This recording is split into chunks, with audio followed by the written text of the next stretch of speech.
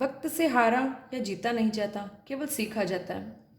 तो सीखने और सिखाने की इसी कड़ी में मैं आपकी दोस्त किरण आपके लिए एक व्याकरण का नया बिंदु संज्ञा लेकर आई हूँ। आप सोचोगे एक संज्ञा, ये भी कोई विषय पढ़ाने का, लेकिन आज मैं आपको एक संज्ञा एक नए तरीके से समझाऊंगी। तब आपको लगेगा शायद कि हाँ, संज्ञा कोई एक आसान सा बिंदु नहीं होकर इसमें भी बहुत सारी चीज़ें जिनका हमें ध्यान रखने की आवश्यकता है। उसके पहले, वीडियो प्रारंभ करने के पहले मैं आप सबसे गुजारिश करूंगी कि आप मेरे वीडियो को ज़्यादा से ज़्यादा अपना प्यार दें, लाइक करें, सब्सक्राइब करें और ज़्यादा से ज़्यादा इसको शेयर करें। धन्यवाद। चलो, तो आज का टॉपिक शुरू करते हैं, संज्ञा।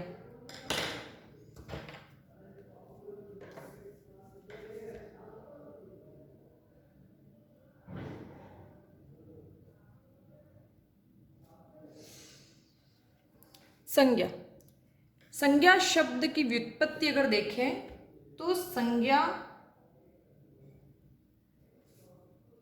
दो शब्दों से बना हुआ है। दो शब्दों के मेल से संज्ञा शब्द बना है। इसकी शब्द व्युत्पत्ति होती है सम उपसर्ग और ज्ञा, सम धन ज्ञा। ये आपस में जब जुड़ते हैं तब जाके बनता है संज्ञा शब्द। इसका यदि शाब्दिक अर्थ देखा जाए, संज्ञा का शाब्दिक अर्थ मतलब कि संज्ञा का मतलब ही क्या होता है? संज्ञा का मतलब होता है नाम। हम सबके नाम होते हैं, हर वस्तु की पहचान उसके एक नाम से होती है। तो हमारे आसपास जितनी भी चीज़ें जिनको हम किसी न किसी नाम से बुला सकते हैं, चाहे वो टेबल, कुर्सी, कोई बच्चा, कोई बड़ा बूढ़ा, पेन, मेरे आसपास जैसे दे सकते हो आप, नोटबुक है, पेन है, मैं स्वयं आ गई। तो हाँ, ये सारी चीज़ें चाहे वो सजीव हो चाहे निर्जीव हो, सभी चीज़ें संज्ञा का रूप होती है, सभी चीज़ें संज्ञा है। संज्ञा से संबंधित कुछ महत्वपूर्ण बातें जो हम पहले लिख लेते हैं। जो संज्ञा शब्द होते हैं वो विकारी होते हैं। अब आप सोचोगे विकारी का मतलब क्या होता है? संज्ञा शब्द विकारी शब्द होते हैं। विकार अर्थात परिवर्तन। इसका मतलब यह हुआ कि संज्ञा शब्द जो होते हैं वो लिंग, वचन, कारक, काल के अनुरूप परिवर्तनीय होती है। मतलब ये अपना रूप बदलते हैं। जब वाक्य में कोई संज्ञा शब्द होता है तो वो लिंग, वचन, कारक, काल पर निर्भर करता है उसका जो रूप होता है। अर्थात संज्ञा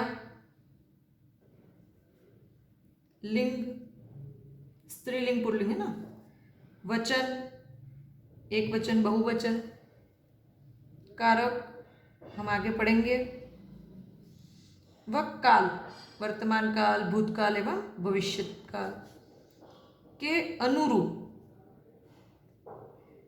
इन सबके अनुसार, अनुरूप मतलब अनुसार जो इसका रूप होता है, अपना रूप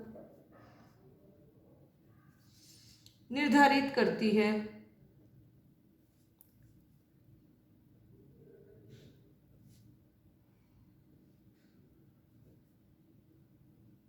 इन सब पर संज्ञा निर्भर होती है। आगे हम लिख देते हैं संज्ञा की परिभाषा।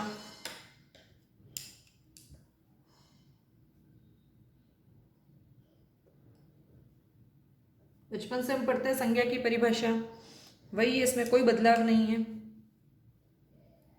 किसी व्यक्ति, वस्तु, स्थान, भाव व अवस्था, गुण, दोष जो भी कहो, अवस्था आदि के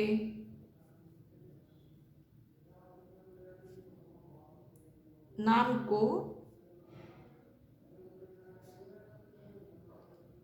संज्ञा कहते हैं। सीधे सीधे शब्दों में कहा जाए तो इस दुनिया में जो चीजें हम देखते हैं तथा जिन भावों को हम महसूस करते हैं वो सभी संज्ञा होते हैं। संज्ञा से संबंधित कुछ महत्वपूर्ण बातें जो हमें ज्ञात होनी चाहिए।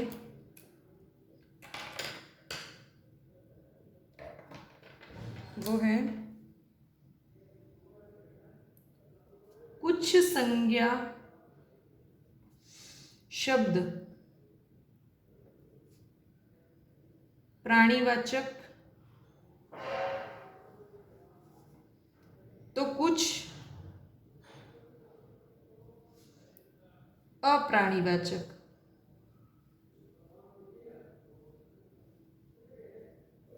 होते हैं। इसको एक उदाहरण से देख लेते अपन। प्राणीवाचक का मतलब सजीव जो जिंदा है, चलते फिरते, और अप्राणीवाचक जो निर्जीव होते हैं। तो प्राणीवाचक उदाहरण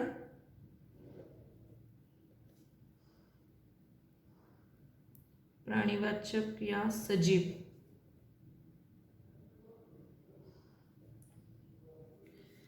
कौन कौन से हो गए?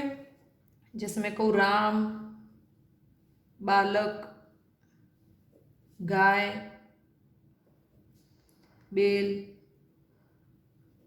पशु पक्षियों के नाम जैसे मोर इत्यादि। ठीक है। और दूसरा है अप्राणीवाचक। अप्राणीवाचक जिससे मैं कह सकती हूँ निर्जीव। अब इस श्रेणी में आएंगे कौन कौन से? जैसे पुस्तक, दूध, सोना, गोल्ड है ना, सोना धातु, धातु की बात कर रही हूँ मैं। और भी बहुत सारे, जैसे कि मैं किसी नदी का नाम ले लूँ, गंगा। ये सभी है तो संज्ञा शब्द, लेकिन अप्राणीवाचक संज्ञा शब्दों में आएंगे। अब दूसरा बिंदु है, ये तो हो गया एक। अब कुछ संज्ञा शब्द ऐसे होते हैं जिनको गिन सकते हैं और कुछ को नहीं, तो उसका भी लिख देते हैं। कुछ संज्ञा शब्दों की गिनती की जा सकती है। कुछ संज्ञा शब्दों की गिनती मतलब उनको गिना जा सकता है, की जा सकती है। तो कुछ ऐसे होते हैं जिनको हम गिन नहीं सकते। तो कुछ संज्ञा शब्द नहीं गिने जा सकते, नहीं गिने जा सकते। अब इसको भी हम उदाहरण से स्पष्ट कर देते हैं।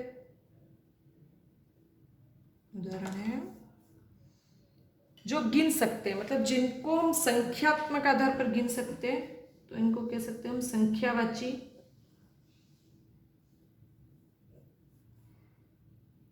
जैसे हम क्या क्या गिन सकते हैं, तो आप ही बताइए। जैसे हम लोगों को गिन सकते हैं, है ना, लोगों की संख्या 5-10 लोग है जो भी, तो मनुष्य गिनती की श्रेणी में आता है। और असंख्यावाची,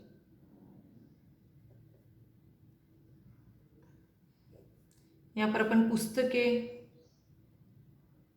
है ना, पुस्तकों में सप्ताह के दिन,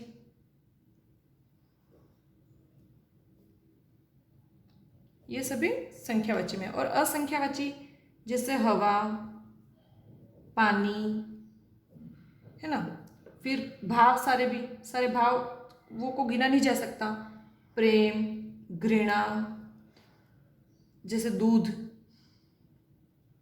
तेल, ये सब असंख्यावाची में। जैसे यहाँ पर कोई फलों के नाम भी संख्यावाची में आएंगे ना, फलों के नाम जैसे केला, 5 केले, 10 एप्पल, तो वो सब संख्यावाची में हो जाएंगे।